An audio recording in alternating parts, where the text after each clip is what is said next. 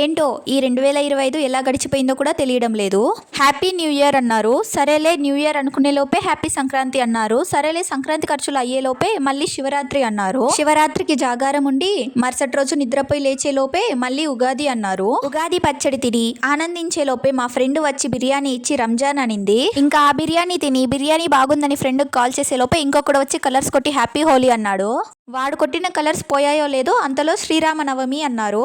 Fast గా పరిగెత్తుతున్న brain ని పానకం తాగి కూల్ చేసే లోపే అన్నయ్య రక్షాబంధన్ కి ఏ గిఫ్ట్ ఇస్తాడో అనే ఆలోచనతో మళ్ళీ హీట్ ఎక్కింది. ఇంకా ఆ రక్షాబంధన్ అలా వెళ్ళిందో లేదో పక్కింటి ఆంటీ వచ్చి కూర్చునింది, వరలక్ష్మి వ్రతం కి ఏ రంగు శారీ కొంటావని. ఇంకా ఆ డిస్కషన్ అలా ముగిసిందో లేదో ఇంకొక డిస్కషన్ అయితే స్టార్ట్ అయింది. ఇంట్లోకి మట్టి వినాయకుడిని తెద్దామా కలర్ఫుల్ వినాయకుడిని తెద్దామా అని. వినాయకుడిని నిమజ్జనం చేసి ఇంటికి వచ్చే లోపే బయట ఏదో సౌండ్స్ వినిపిస్తున్నాయి. ఏంట్రా ఈ సౌండ్స్ అని బయటికి వెళ్ళి చూస్తే టపాసులు కాలుస్తున్నారు. అడిగితే దీపావళి అంట. ఇంకా వాళ్ళతో కలిసి టపాసులు కాల్చి ఇంటికి వచ్చేలోపు మా ఫ్రెండ్ అయితే క్రిస్మస్ కేక్ పట్టుకొని వెయిట్ చేస్తుంది. ఇంకా క్రిస్మస్ కేక్ తినే లోపే హ్యాపీ న్యూ ఇయర్ అంటూ 2026 అయితే వచ్చేసింది. మనమేమో 2026 ఇయర్ కి అయితే న్యూ ఇయర్ సెలబ్రేషన్స్ అయితే చేసుకుంటున్నాము. కానీ ఇథియోపియా అనే దేశంలో ఇంకా 2017 జరుగుతుందంట. నేను కూడా ఫస్ట్ లో ఇదైతే నమ్మలేదు. తర్వాత చాట్ జీపీటీని అయితే అడిగాను, అదైతే నిజమే అని చెప్పింది. అసలు రీజన్ ఏంటంటే వాళ్ళు వాడుతుంది గ్రెగోరియన్ క్యాలెండర్ కాదు, మనమైతే గ్రెగోరియన్ క్యాలెండర్ అయితే వాడుతున్నాము. వాళ్ళైతే ఇథియోపియన్ క్యాలెండర్ అయితే వాడుతున్నారు. అందులో అయితే 13 నెలలు అయితే ఉంటాయి, కానీ మన దాంట్లో 12 నెలలే ఉంటాయి. ఆ 13 నెలల్లో కూడా 12 నెలలకైతే 30 రోజులు మరియు ఒక నెలకైతే 5 లేదా 6 రోజులు అయితే ఉంటుంది. ఇదైతే నిజమేనంట. ఒకవేళ మీలో ఎవరికైనా నమ్మకం లేకుంటే చాట్ జీపీటీని అయితే అడగండి.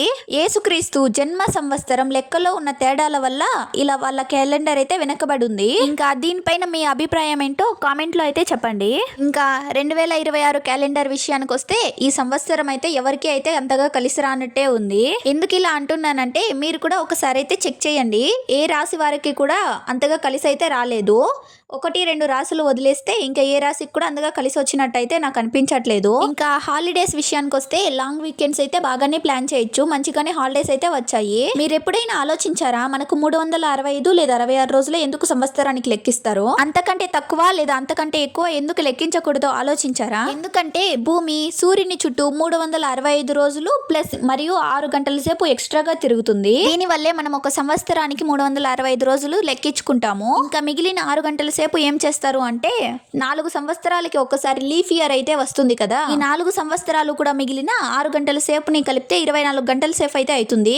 దాన్ని అయితే ఎత్తి లీఫ్ ఇయర్ లో ఫిబ్రవరి నెలలో అయితే యాడ్ చేస్తారు. అలా యాడ్ చేసిన ఇయర్ ని లీఫ్ ఇయర్ అనేసి అయితే అంటాము. అలా యాడ్ చేసిన తర్వాతే 365 రోజులు కాస్త 66 రోజులుగా మారుతుంది. ఒకవేళ ఇలా యాడ్ చేయకపోతే సీజన్స్ అన్ని గందరగోళం అయితే అవుతాయి. సింపుల్ గా చెప్పాలి అంటే భూమి తిరిగే టైం ని క్యాలెండర్ తో మ్యాచ్ చేయడానికి ఇలా యాడ్ చేస్తారు.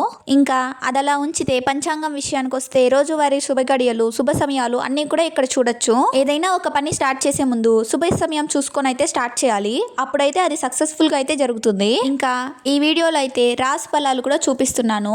ఏ రాశి వారైనా సరే వాళ్ళ లాభ నష్టాలు కూడా చూసుకోవచ్చు. రాజ్యపూజ్యం అవమానం కూడా చూసుకోవచ్చు. మీరు కావాలంటే వీడియోని పౌజ్ చేసి కూడా ఒకసారి చదువుకోండి. రాబోతున్న 2026 సంవత్సరంలో మీరైతే ఏం చేద్దాం అనుకుంటున్నారో ఒకసారి అయితే కామెంట్ చేయండి.